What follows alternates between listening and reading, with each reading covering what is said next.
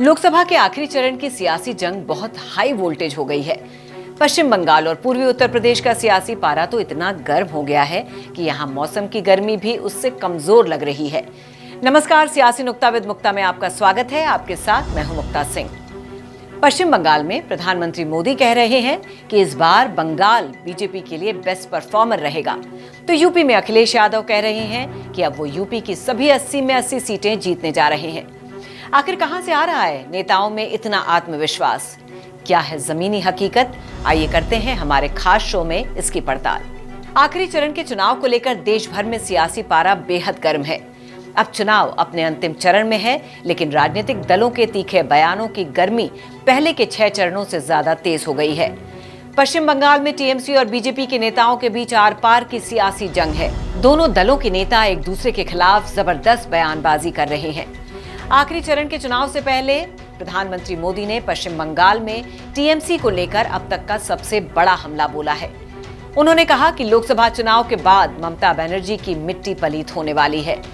2024 में बीजेपी के लिए बेस्ट परफॉर्मिंग स्टेट कोई होगा तो वो पश्चिम बंगाल होने वाला है। मोदी कह रहे हैं इस चुनाव में टीएमसी बंगाल में अपने अस्तित्व की लड़ाई लड़ रही है। इस चुनाव के बाद उनका कोई नाम लेने वाला नहीं रहेगा। हमारे संविधान ने दलितों, पिछड़ों को आरक्षण दिया है, लेकिन बंगाल में उस आरक्षण की खुली लूट हो रही है। मुसलमानों के फर्जी ओबीसी सर्टिफिकेट बनाए जा रहे हैं। ओबीसी समाज का हक छीनकर मुसलमानों को दिया जा रहा है। कोलकाता हाईकोर्ट ने ये फर्जी सर्टिफिकेट रद्द कर दिए। टीएमसी हाईकोर्ट का आदेश टाल नहीं सकती, लेकिन मुसलमानों में झूठ बोल रही है, भ्रम फैला रही है। आप कल्पना करिए, तुष्टीकरण के लिए ये लोग किस सीमा तक जाने को तैयार है। 1 जून को आपका एक वोट इन खतरनाक इरादों को रोकेगा।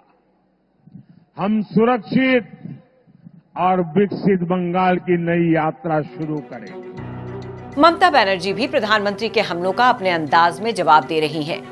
पश्चिम बंगाल की सीएम ममता बनर्जी कह रही हैं कि टीएमसी बंगाल से सीपीएम को उखाड़कर फेंक सकती है, तो बीजेपी किस खेत की मूली है। हम बीजेपी को भी उखाड़कर फेंक देंगे। जय बांग्ला। बांग्ला नहीं रहने से आजादी नहीं होता। आज भी याद रखना, बांग्ला ही रहा है। इसी के लिए हम अगर सीपीएम को ऊपर उखाड़ दे सकते थे, तो हम बीजेपी को भी उखाड़ देंगे। ये हमारा वादा है, ये हमारा वादा है, ये हमारा वादा है। रोशनी चाँद से होना है, सितारों से नहीं। मोहब्बत तृणमूल कांग्रेस से होता है, जोरापुर से होता है, और किसी से नहीं। बहुत बहुत धन्यवाद। ममता बनर्जी अपने हर भाषण में अपने अलग अंदाज में पीएम मोदी पर निशाना साधती हैं। आपको बता दें कि बंगाल में लोकसभा की 9 सीटों पर चुनाव अभी भी बाकी है। प्रधानमंत्री मोदी अपनी हर रैली में ममता बनर्जी की सरकार पर आरोप लगा रहे हैं कि बंगाल में आरक्षण की खुली लूट हो रही है। मुसलमानों के फर्जी ओबीसी प्रमाण पत्र बनाए जा रहे हैं। वहीं ममता बनर्जी अपनी रैलियों में प्रधानमंत्री को पिछले विधानसभा चुनावों की याद दिला रही हैं और पीएम के हमलों का पूरी ताकत से जवाब दे रही हैं। ममता कह रही हैं कि बंगाल में किसी भी हालत में बांटने की राजनीति नहीं चलेगी।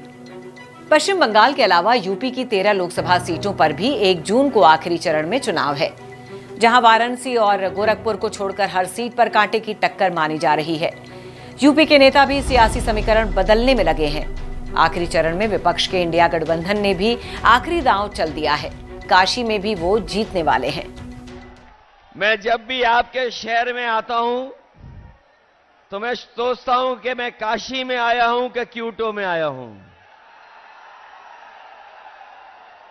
अभी तक जब भी हमारे पत्रकार साथी मुझसे सवाल पूछते थे, तो मैं एक बात कहता था उनसे कि पूरे उत्तर प्रदेश में 1 सीट के अलावा सभी सीटें गठबंधन जीतने जा रहा है। लेकिन अब जब चुनाव 7वें चरण में पहुंच गया है, और जो पहले चरण से मैं जनता के अंदर गुस्सा देख रहा हूं, ये गुस्सा जो है 7वें चरण में भारतीय जनता पार्टी के खिलाफ 7वें आसमान पर होगा। जो बात मैं कहता था कि एक सीट पर लड़ाई में हैं हम लोग, बाकी सब सीटें जीत रहे हैं, लेकिन आज मैं कह सकता हूं कि इस बार का चुनाव ऐसा चुनाव उत्तर प्रदेश का देखने को मिल रहा है कि बीजेपी के लोग जहां क्यूटो को अपनी सीट मान रहे थे, ये भी सीट वो हारने जा रहे हैं। लोकसभा चुनाव के 7वें और आखिरी चरण में पूर्वांचल की 13 सीटों पर 1 जून को मतदान होना है और जहां जहां यूपी में आखिरी चरण में वोटिंग होनी है, उन सीटों में पीएम मोदी का संसदीय क्षेत्र काशी और सीएम योगी की कर्मभूमि गोरखपुर भी शामिल है। ऐसे में बीजेपी को देश में मिशन 400 पार को सफल बनाने के लिए यूपी में हर हालात में मिशन 80 को हकीकत में तब्दील करना ही पड़ेगा, नहीं तो 400 पार का सपना चकनाचूर हो सकता है। जब देश के सबसे बड़े सूबे में दोनों सबसे बड़े गठबंधन मिशन 80 का दावा कर रहे हों, तो ये समझना कठिन हो जाता है कि आखिर किसके मिशन 80 पर ग्रहण लगने वाला है।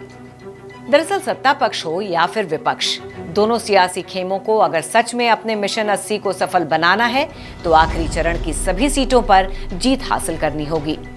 7वें चरण में पूर्वांचल की जिन सीटों पर चुनाव होना है, उनमें शामिल हैं महाराजगंज, गोरखपुर, कुशीनगर, देवरिया, बांसगांव, घोसी, सलेमपुर, बलिया, गाजीपुर, चंदौली, वाराणसी, मिर्जापुर और रॉबर्ट्सगंज। इन सीटों के वर्तमान समीकरण को समझने से पहले आपको 2019 लोकसभा चुनाव के नतीजों पर नजर डालनी होगी। दरअसल जिन 13 सीटों पर 1 जून को मतदान है, 2019 में उन 13 सीटों में से बीजेपी ने सिर्फ 9 सीटें जीती थी और 2 सीटों पर बीजेपी के सहयोगी अपना दल ने जीती थी, जबकि गाजीपुर और घोसी सीट बीएसपी के खाते में गई थी। क्योंकि एसपी बीएसपी दोनों दल 2019 में साथ थे, तो माना जा सकता है घोसी और गाजीपुर की जीत में सपा की बड़ी भूमिका रही होगी। लेकिन इस बार दोनों अलग अलग चुनाव लड़ रहे हैं, जबकि समाजवादी पार्टी, कांग्रेस इंडिया के बैनर तले मिलकर मैदान में उतरे हैं। तो वहीं बीजेपी ने ओम प्रकाश राजभर की सुभा सपा, अनुप्रिया पटेल की अपना दल और संजय निषाद की निषाद पार्टी से हाथ मिला रखा है। इन सभी सहयोगियों के सहारे बीजेपी काफी हद तक जातिगत समीकरणों को साधने में लगी हुई है। पीएम मोदी विपक्ष पर गंभीर आरोप लगा रहे हैं और विपक्ष की मंशा पर सवाल उठा रहे हैं, तो दूसरी ओर अखिलेश यादव और राहुल गांधी भी पीछे नहीं हैं और बीजेपी की एक एक नीति और एक एक नेताओं के बयानों को सवालों के कटघरे में खड़ा कर रहे हैं। पूर्वी उत्तर प्रदेश में मुकाबला दिलचस्प मोड़ पर पहुंच गया है। ऐसे में यूपी किसका मिशन 80 सफल होगा, इसमें पूरे देश की दिलचस्पी बनी हुई है। यूपी के पूर्वांचल की बाकी 13 सीटों पर जातीय समीकरण हावी है, तो बंगाल में ममता बनर्जी की सियासी ताकत को कोई नजरअंदाज नहीं कर सकता है। पश्चिम बंगाल और पूर्वी उत्तर प्रदेश में किसका डंका बजता है, ये 4 जून को पता चलेगा, जिसका हर अपडेट हम आप तक सबसे पहले पहुंचाएंगे। तो सियासी नुक्ता विद मुक्ता में आज के लिए बस इतना ही। बाकी खबरों के लिए देखते रहिए श्रेष्ठ भारत। श्रेष्ठ भारत पर खबरों से जुड़े रहने के लिए चैनल को सब्सक्राइब और लाइक करें, बेल आइकन दबाएं और देखते रहें श्रेष्ठ भारत।